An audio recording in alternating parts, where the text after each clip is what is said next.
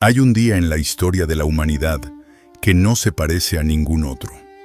No porque los registros lo digan, no porque la tradición lo repita, sino porque algo en la estructura misma de la realidad cambió en él, de una forma que ninguna generación posterior ha podido ignorar completamente, por más que lo haya intentado.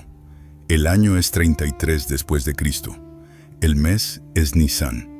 Y el día es el viernes que los cristianos llaman Santo, aunque nada en él parecía santo mientras ocurría. Parecía una derrota, parecía el fin de algo, parecía exactamente lo que los enemigos de Jesús de Nazaret querían que pareciese: la eliminación definitiva de un problema. No lo era. Pero para entender por qué no lo era, primero tienes que entender lo que realmente ocurrió en ese día. No la versión suavizada, no la versión ya revestida de 2000 años de teología triunfante. La versión real, la versión que vivieron los que estaban allí, los que amaban a Jesús y lo vieron morir, los que lo odiaban y creyeron haber ganado, los soldados que simplemente cumplían órdenes, y el hombre en el centro de todo, que sabía exactamente lo que estaba pasando y eligió no detenerlo. Ese es el día al que vamos ahora, hora por hora, herida por herida, palabra por palabra, porque cada detalle importa, porque nada en aquel viernes fue accidental, porque el Señor no improvisa, el Señor cumple. Jerusalén amaneció ese viernes como cualquier otro día de Pascua. El sol subió sobre las colinas de Judea con la misma indiferencia con que había subido 1000 años antes. Los sacerdotes que habían velado en el templo cedieron sus turnos a los del amanecer. Los peregrinos que dormían en las laderas del Monte de los Olivos comenzaron a encender sus fuegos de mañana. El olor a pan sin levadura y a cordero asado flotaba todavía desde las casas donde la cena pascual del día anterior no había sido del todo retirada. Era la mañana del 15º de Nisan. La gran fiesta estaba en su punto de máximo fervor, y en algún lugar de la ciudad, en la oscuridad de un sótano o en el patio de la casa del sumo sacerdote, Jesús de Nazaret llevaba ya horas detenido. Lo que la ciudad no sabía, lo que nadie excepto un puñado de sacerdotes, soldados y discípulos huidos sabía, era que en las próximas horas se iba a cometer el acto judicial más injusto de la historia antigua, en que un hombre que no había cometido ningún crimen iba a ser ejecutado públicamente bajo la presión combinada de la élite religiosa judía y el poder militar romano, y que ese acto, que parecía la victoria del poder sobre la verdad, era en realidad exactamente lo contrario. Pero Jerusalén no lo sabía.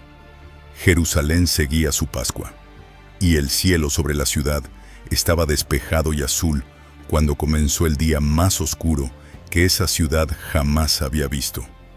Para comprender el Viernes Santo en su totalidad, es necesario retroceder unas horas y entrar en el huerto de Getsemaní, donde todo comenzó a precipitarse, porque el Viernes Santo no comenzó al amanecer. Comenzó en la oscuridad del jardín, cuando Judas Iscariote llegó con los guardias del templo y la cohorte romana, y cuando Jesús de Nazaret, que había pasado las horas anteriores en una agonía de oración que le había arrancado sudor como gotas de sangre, se puso de pie, se volvió hacia los que venían a arrestarlo y dijo 3 palabras que los derribaron a todos: «Yo soy él».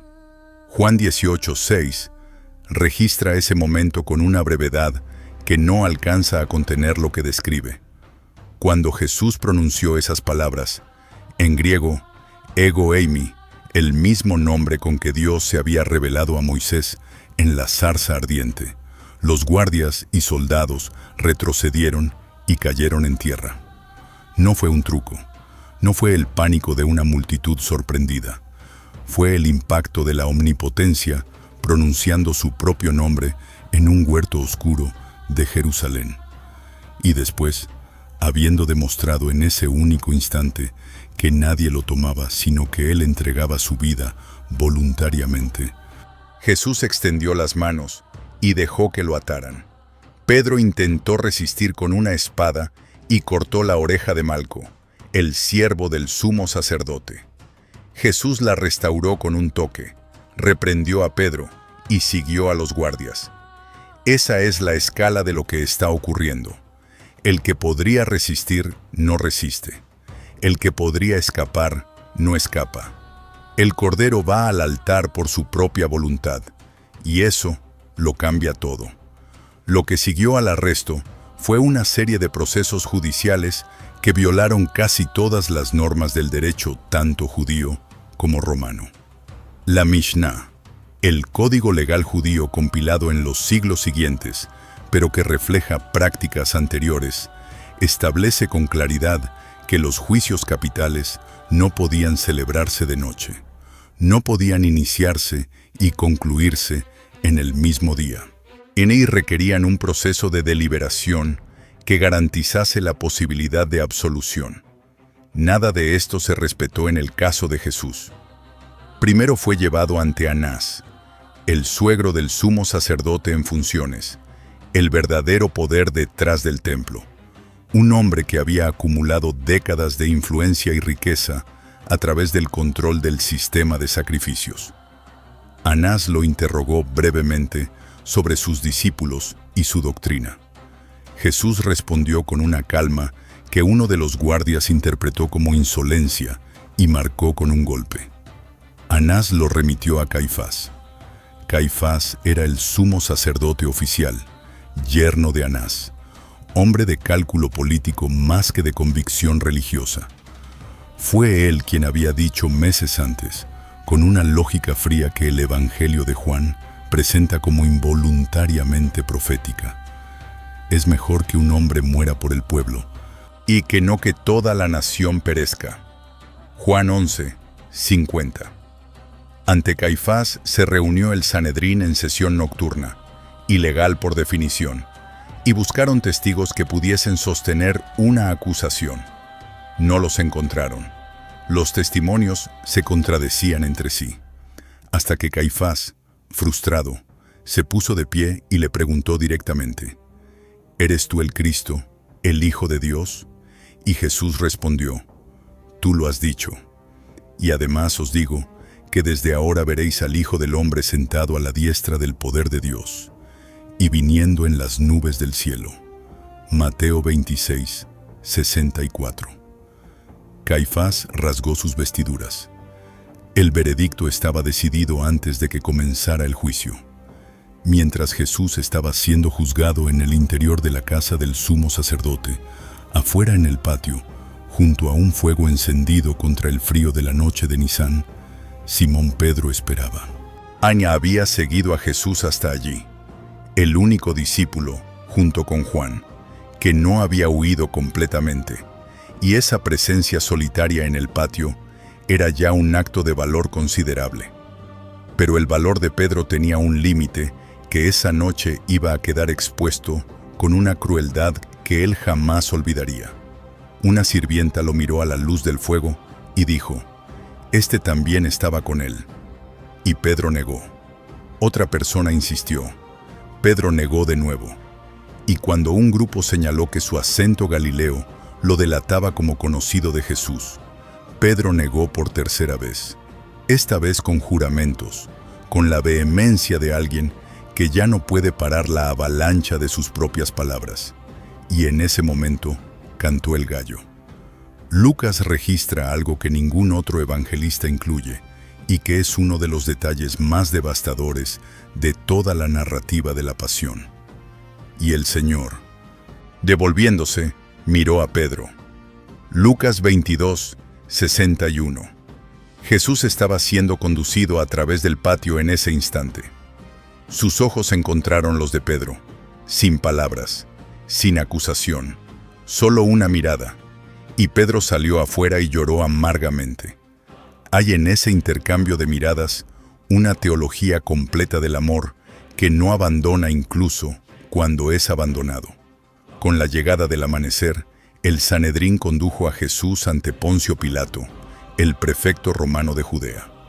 Esta transferencia era necesaria porque los judíos bajo ocupación romana habían perdido el derecho a ejecutar la pena de muerte. El ius gladi pertenecía exclusivamente a Roma. Si querían crucificar a Jesús, necesitaban que Roma lo hiciese. Pilato era un hombre que los historiadores describen como administrativamente capaz, pero personalmente brutal. Filón de Alejandría lo retrata como alguien propenso a las ejecuciones sumarias y a la corrupción. No era, en términos históricos, el personaje indeciso y angustiado que los evangelios presentan. Lo que los evangelios están mostrando es algo más específico. Un hombre que sabe perfectamente que el acusado frente a él es inocente, que lo declara inocente 3 veces y que aún así lo condena. No por convicción, por cálculo político. Pilato interrogó a Jesús y quedó desconcertado. Le preguntó si era el rey de los judíos. Jesús respondió con una afirmación que simultáneamente confirmaba y redefinía la pregunta. Mi reino no es de este mundo. Juan 18:36. Pilato intentó liberarlo apelando a la costumbre de la amnistía pascual, liberar a un prisionero durante la fiesta. La multitud, instigada por los sacerdotes, eligió a Barrabás, un insurrecto y homicida. Pilato intentó satisfacerlos con la flagelación, presentando después a Jesús coronado de espinas y sangrando. He aquí el hombre. Juan 19:5. No funcionó. Y cuando los sacerdotes dijeron, si sueltas a este, no eres amigo del César, Pilato cedió. La amenaza política era más real que la justicia. Tomó agua, se lavó las manos ante la multitud y pronunció la sentencia. Antes de la crucifixión, la flagelación romana. Y aquí es necesario detenerse, porque la mayoría de las representaciones artísticas de este momento, por muy sinceras que sean, no capturan la realidad médica e histórica de lo que era la flagelación con el flagrum romano. El flagrum era un látigo de múltiples tiras de cuero con fragmentos de hueso o metal incrustados en los extremos. Estaba diseñado no para marcar, sino para desgarrar. La víctima era atada a un poste en postura de inclinación forzada, con la espalda completamente expuesta. Los soldados golpeaban desde ambos lados en turnos. El número de golpes no estaba legalmente limitado en el caso romano, a diferencia de la norma judía de 39. Los médicos forenses que han estudiado la síndrome de Turín y los registros históricos de la flagelación romana describen un proceso que dejaba la espalda convertida en una superficie de tejido abierto, con los músculos expuestos y el sistema circulatorio en colapso parcial. Después vinieron los soldados de la cohorte con la corona de espinas, no las delicadas espinas de representaciones posteriores, y sino probablemente las espinas de la planta Sisyphus spina Christi, que pueden alcanzar los 3 centímetros de longitud. La prensaron sobre su cabeza, le pusieron un manto de color púrpura y lo saludaron con burla. «Salve, rey de los judíos». Y después le golpearon la cabeza con una caña, empujando las espinas más profundo. Lo que Juan 19:5 llama con 3 palabras, «He aquí el hombre», era el resultado visible de todo esto. Y fue ese hombre, en ese estado, quien cargó la cruz hacia el Gólgota. El recorrido desde el pretorio hasta el lugar de la crucifixión, lo que la tradición cristiana llamará más tarde la Vía Dolorosa, era de aproximadamente 600 metros a través de las calles de Jerusalén. 600 metros que, en las condiciones físicas en que Jesús los recorrió, equivalían a una travesía al límite de lo humanamente posible. La cruz completa que habría de ser hincada en el Gólgota pesaba entre 80 y 120 kilogramos. Por eso, el condenado generalmente cargaba solo el madero horizontal, el patibulum, de unos 40 a 50 kilogramos, que se fijaba al poste vertical ya instalado en el lugar de ejecución. Incluso así, para un cuerpo en el estado en que estaba el de Jesús después de la flagelación, el peso era insostenible. Cayó. El texto no lo dice con esa palabra, pero lo implica en el detalle que todos los sinópticos registran. Los soldados obligaron a un hombre que pasaba por allí, Simón de Cirene, que venía del campo con sus hijos Alejandro y Rufo, a cargar la cruz. El nombre de los hijos sugiere que Marcos los menciona porque la comunidad a la que escribe los conoce. Eran cristianos conocidos en Roma cuando el Evangelio fue escrito. La familia de aquel hombre que cargó la cruz de Jesús se convirtió. Y mientras la multitud de Jerusalén observaba desde las aceras, algunos burlándose, algunos llorando, algunos simplemente mirando con la indiferencia de quien ha visto demasiadas ejecuciones romanas, Jesús llegó al Gólgota. El Gólgota, en arameo, lugar del cráneo, en latín, Calvaria, era un pequeño promontorio rocoso fuera de las murallas de la ciudad, visible desde los caminos principales de entrada y salida de Jerusalén. Esta ubicación no era accidental. Roma crucificaba en lugares visibles deliberadamente. La crucifixión no era solo una ejecución, era una demostración de poder, una advertencia pública, un espectáculo diseñado para producir el máximo efecto disuasorio. El proceso de la crucifixión ha sido documentado médicamente con precisión en las últimas décadas. Los clavos, cuadrados, de hierro, de entre 15 y 19 centímetros, se insertaban no en las palmas de las manos, sino en las muñecas, en el espacio entre el radio y el cúbito, donde el hueso y los tendones podían soportar el peso del cuerpo sin desgarrarse. En los pies, a un único clavo atravesaba ambos tarsos con las rodillas ligeramente flexionadas. La causa de muerte en la crucifixión no era la pérdida de sangre de las heridas de los clavos, era la asfixia lenta. La posición del cuerpo colgado ponía los músculos respiratorios en una postura de inhalación permanente. Para exhalar, el crucificado tenía que empujarse hacia arriba sobre el clavo de los pies, lo que producía un dolor que el lenguaje no puede describir, solo para poder exhalar y volver a caer. El proceso se repetía hasta que el cuerpo ya no tenía fuerzas para empujarse, y entonces la asfixia completaba su trabajo. Los hombres sanos podían tardar días en morir. Jesús murió en 6 horas. Lo que su cuerpo había recibido antes de la crucifixión lo explica. Y hay 7 frases que los 4 evangelios atribuyen a Jesús durante las horas que pasó en la cruz. 7 frases pronunciadas desde una posición en la que cada palabra costaba el esfuerzo de empujarse hacia arriba sobre el clavo de los pies. 7 frases que, juntas, componen el testamento más extraordinario que ningún ser humano ha pronunciado en el umbral de la muerte.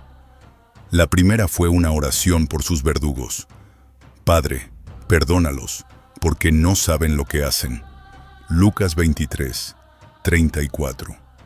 Pronunciada mientras los soldados clavaban, mientras los sacerdotes se burlaban, mientras la multitud observaba. La primera palabra de la cruz fue misericordia sobre los que lo estaban matando. La segunda fue una promesa al ladrón crucificado a su derecha, que en su última hora lo reconoció. De cierto te digo que hoy estarás conmigo en el paraíso. Lucas 23, 43. La segunda palabra de la cruz fue salvación ofrecida en el último instante posible, a alguien que no tenía nada que ofrecer excepto su reconocimiento. La tercera fue hacia su madre y hacia Juan. Mujer, he ahí tu hijo, he ahí tu madre. Juan 19, 26 a 27. La tercera palabra de la cruz fue cuidado filial. El hijo moribundo proveyendo para su madre desde la cruz. La cuarta, la más oscura, la más desconcertante, la que ha hecho que generaciones de teólogos se detuviesen en silencio, fue el grito del Salmo 22. Dios mío, ¿por qué me has abandonado? Mateo 27, 46. No una queja, no una duda, una oración. El inicio de un salmo que termina en victoria, pronunciado por alguien que estaba cargando algo que ningún lenguaje humano puede nombrar completamente. El peso de la separación del Padre que el pecado humano merecía, y soportado en ese cuerpo en ese momento. La quinta fue sed. Tengo sed. Juan 19, 28. La humanidad de Dios declarada con dos palabras. La sexta fue declaración de cumplimiento. Consumado es. Juan 19, 30. En griego tetelestai, una sola palabra que en el mundo comercial de la época se estampaba en los documentos de deuda pagada. La séptima fue entrega. Padre, en tus manos encomiendo mi espíritu. Lucas 23, 46. Y entonces inclinó la cabeza y entregó el espíritu. Los tres evangelios sinópticos registran un fenómeno que ocurrió durante las 3 horas finales de la crucifixión, desde el mediodía hasta las 3 de la tarde.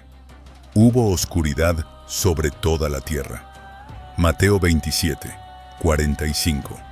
No una nube pasajera, no una tormenta de polvo, una oscuridad que duró 3 horas en pleno mediodía de primavera.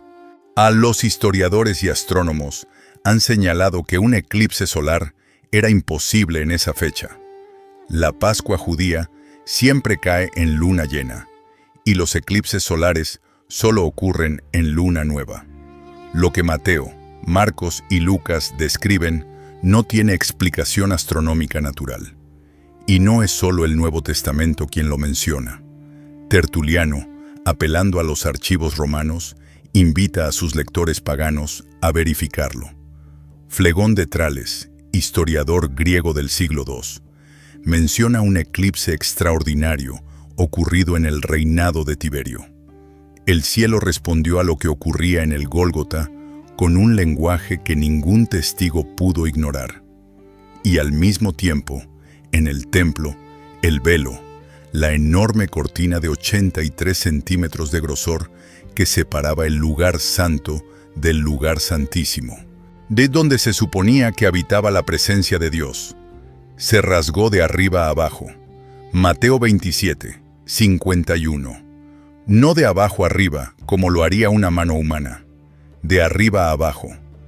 El lugar santísimo, cerrado durante siglos excepto para el sumo sacerdote, una vez al año, quedó abierto. Y nadie en Jerusalén, ni el sumo sacerdote, ni los guardias del templo, ni los sacerdotes en turno, pudo ignorar lo que eso significaba en el lenguaje del sistema que habían pasado toda su vida administrando. Mientras los discípulos varones habían huido en Getsemaní, hubo un grupo que no huyó.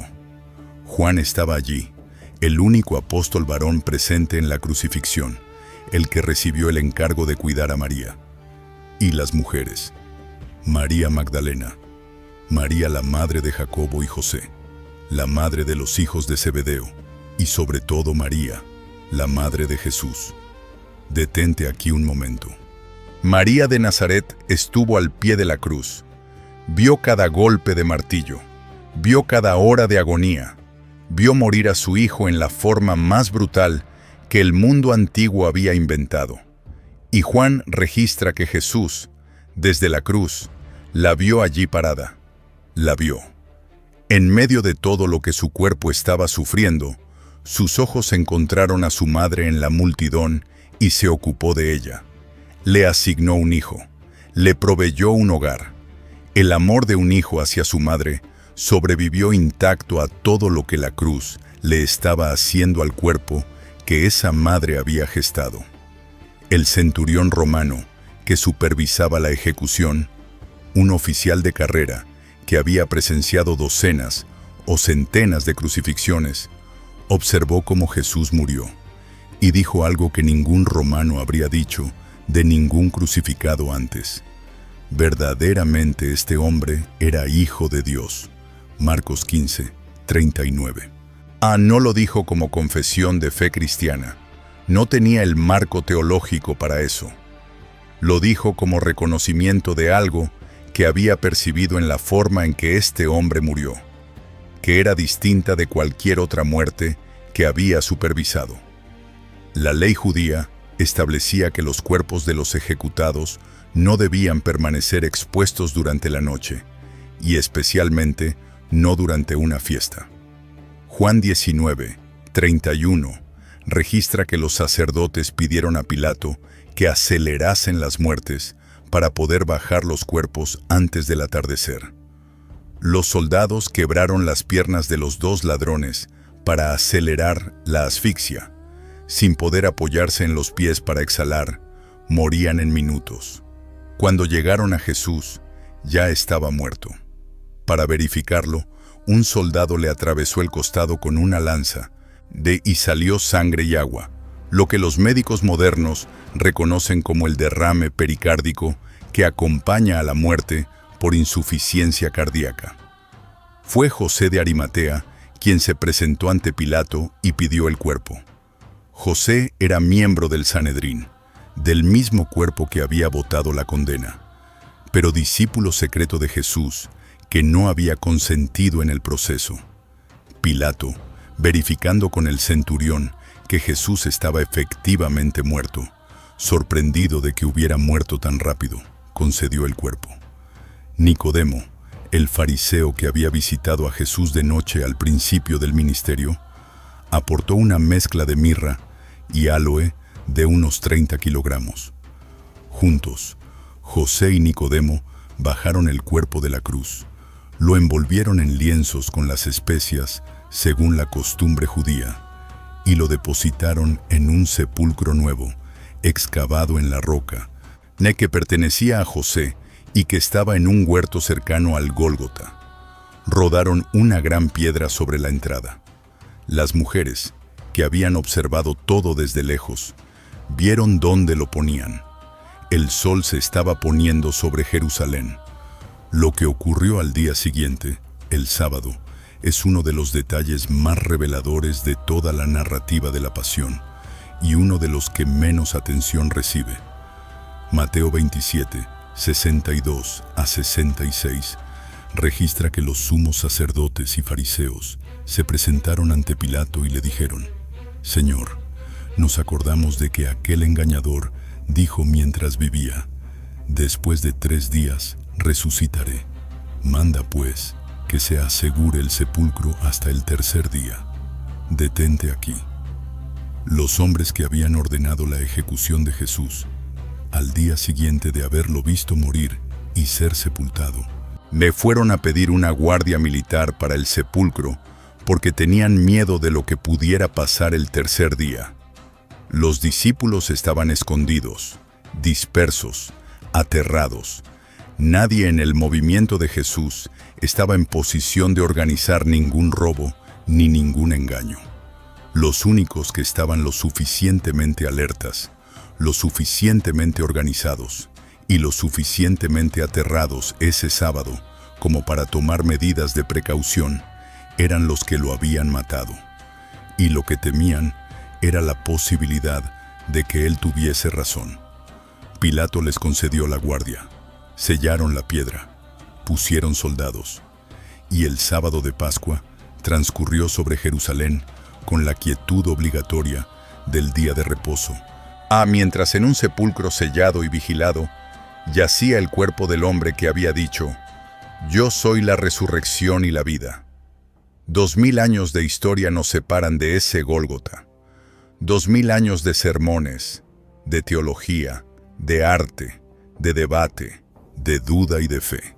Y sin embargo, el Viernes Santo continúa siendo el día más difícil de explicar y el más difícil de ignorar de toda la historia humana.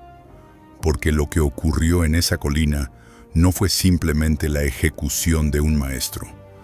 Fue algo para lo cual el lenguaje humano sigue siendo insuficiente, aunque haya intentado nombrarlo con cada palabra a su disposición. Expiación, redención, sacrificio, amor, entrega, victoria disfrazada de derrota. Lo que es cierto es esto: un hombre que había demostrado en Getsemaní que nadie podía tomarlo si él no lo permitía, eligió no resistir. A un hombre que había restaurado la oreja de Malco en el momento del arresto, eligió no usar ese poder para salvarse. Un hombre que desde la cruz podía orar por sus verdugos: perdónalos, porque no saben lo que hacen.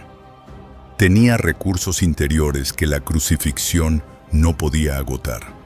La pregunta que el Viernes Santo le hace a cada generación no es histórica ni arqueológica, es personal.